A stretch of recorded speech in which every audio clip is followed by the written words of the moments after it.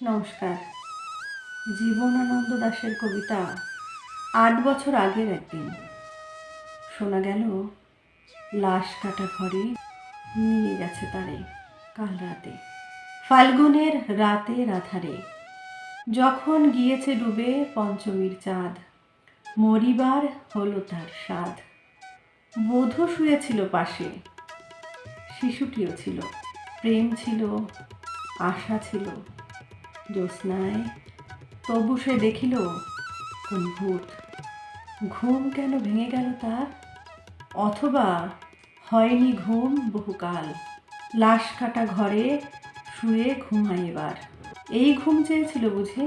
রক্ত ফেনা মাখা মুখে মড়কের ইঁদুরের মতো ঘাড় গুজি, আধার খুঁজির বুকে ঘুমায় এবার। কোনো দিন জাগিবে না আর, কোনো দিন জাগিবে না আর, জানিবার গাঢ় বেদনার অবিরাম অবিরাম ভার সহিবে না আর। এই কথা বলেছিল তারে। চাঁদ ডুবে চলে গেলে অদ্ভুত আধারে, যেন তার জানালার ধারে উটের গ্রীবার মতো কোনো এক নিস্তব্ধতা এসে। তবুও তো পেঁচা জাগে, গলিত স্থবির